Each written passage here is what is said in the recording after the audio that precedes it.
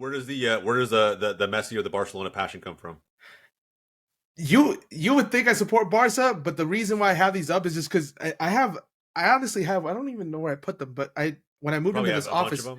yeah, I have a bunch of like I have a Ronaldo print, I have a Griezmann print, I have like multiple things. I think even up here I have a Messi and Ronaldo one up top. So like people always ask me, "Oh, you got to be a Messi fan." It's like no, like I honestly support them both. Like I don't have one or the other. And honestly, like I support Madrid, and you wouldn't think of it because of like what I have up on my wall, but like I just have a massive respect of like everything that he built. And one of the things was like I also like I did grow up like on Barcelona because like sometimes my dad would have on when the Clásicos were on, and they would always support Barca, Hmm. but like it wasn't something that were like they massively supported it. They just like they had a special spot like a special spot for them, Yeah, and it wasn't like something that I kind of grew into. I grew into Madrid a little bit after, but like I said, you would think that because of these I would support Barca, but I don't. Like it's honestly the opposite.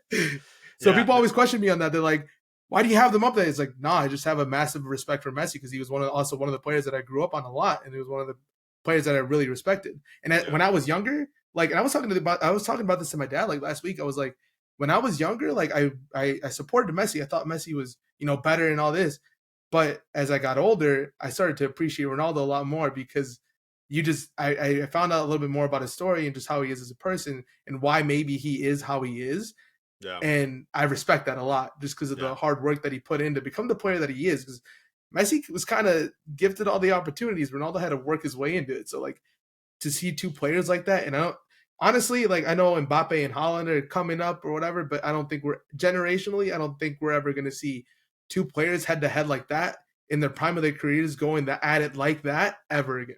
Yeah. Like we are one of the luckiest generations because we got to see you know, the blow up of them.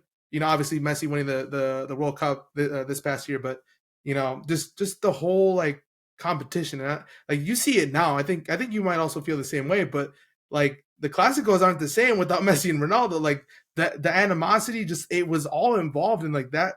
The whole like the rivalry, how everyone was, how chippy those games used to be. It's not the same anymore, and it doesn't feel the same. I don't know. Maybe it's just me that feels that way, but it just doesn't feel the same. Like, No, it no, just no, no. doesn't. I look, bro. I'll agree with you 100%. Now I will say here's the one issue that I have with most people bring that argument up is that I believe it wasn't solely Messi and Ronaldo that made that like a chippy No, I don't era, think it right? was, but it helped. Honestly, I think it helped a Yeah. lot because they brought in a lot of fans because they both personally have a lot of fans, and I think Ramos's personality, Pepe's personality, and then you had the leadership of Puyol and all those guys, and it's like Pep versus yeah, Mourinho. Like it yeah. was so much. And There's so by the many way, things. that was the height of it all. Like Yeah, yeah, I it had never was. seen a rivalry that had translated to like managers off the pitch outside of maybe like you mentioned Sir Alex Ferguson, right? Sir Alex Ferguson and Arsene Wenger. To Yeah, me, I don't care what anybody says. Manchester United Arsenal, to me, in my opinion, is the greatest rivalry in Premier League's history. I think that the styles of play, the managerial tactics, the on the pitch players, the two captains, Vieira and Keane, yeah, like all of it, man, was just crazy, crazy over the top, just passion. And I would say the same thing for what I consider that prime Barca Real Madrid era, where you can confidently say, at least I will confidently say, the two best teams in the world were both located in Spain, had all the superstars, had the two biggest global icons on the planet, and it delivered every single every single time. time. Yeah, Every single time. yeah, But, and this is why I say it's not just them or even those personalities that you mentioned outside of those guys. It was even also like before that, right? Like I remember, and it's all the storylines. Ronaldo playing for R9 Ronaldo playing for Barca once upon a time, then going to Real Madrid. Luis yeah. Figo Figo as well. doing the, in my opinion, impossible and like making a move directly from Barcelona to Real Madrid.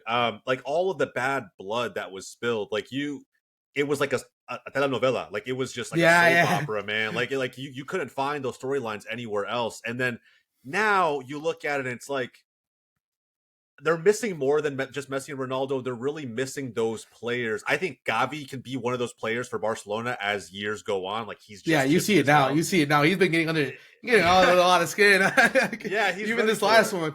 Yeah. Yeah, man, he's ready for it. He's always there. He doesn't shy away from anything. But we need more players on like that on both sides, right? Like I think that I think the Vinny's starting to Clasico. become that way too. Yeah, Vinny's starting yeah, to become that way Vinny, too. like, that's what I'm saying, right? And when they were about to kind of get into it in this last Yeah. Clasico, like I want, in all honesty, like regardless of what the score is, I want more of that. I want more of that. I like my badge, my club is just better than yours, and I'm going to prove it every I minute we're on think the field. as a fan too, you feel like the players properly care. Yeah, They care as much as you do, and that like as a fan, you're like, I know that these guys are putting in the effort. You don't feel like there's nothing like everything's being left out on the pitch, and so like you see them get upset, and you're like, that they properly care. Like there's yeah, no like, and I think that as any fan of any sport or anything, you just want the players to care as much as you do. And I think hundred that that's percent. one of the things that I think as a fan when it comes to rivalries, sometimes you see it now where it's like Liverpool United, it's just not the same as it used to be. Like because you see that kind of like you kind of feel like people like the players just don't genuinely get up for those games. And back then, like players would because like there's a massive rivalry and people knew what that meant. And I think feel like it's kind of dying out nowadays. But I don't know if that's just like a generational thing or if that's just like one of those things where you It don't. could be. It could be. I think United City has like strong long term potential Yeah, in ways that it never was. Right. I feel like sometimes when certain chapters close, other ones kind of open, and I feel like City United can be a massive, massive thing if United kind of gets some of the if we get ownership back into qualms and contention, just contention in general.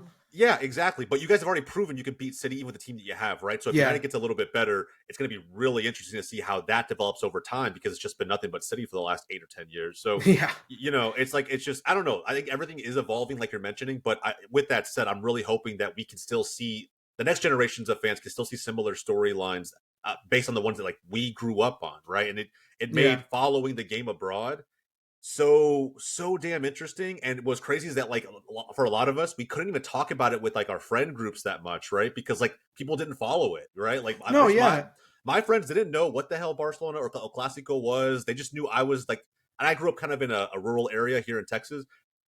American football reigns supreme out here, and yeah, like yeah. the Cowboys are everything. That's cool, whatnot. But when I mentioned, oh, like what am I doing this weekend? I'm watching El Clasico. I'm glued to my seat. I'm locked in for this game, and they had no idea what I was talking about. Yeah, and I So think that's one of the things is when we were talking about like just childhood wise and how you grew up on it. Like at least for me, there's not many people here that are like, and that's why I said it. Like football's not a big thing here because I just never was exposed to it. I feel like I was one of the only people that actually watched it. But like yeah, you didn't have there wasn't people that you could be like, oh, like I can go over to your house and like let's watch this game together. Now it's like you have that now because I think the sport is just developing as what it is now, and I think like younger kids playing the game get exposed to it. Now they know about FIFA. Now they're exposed to more than I think potentially we were at any point. At the beginning when the league was starting to grow, or yeah. just in general.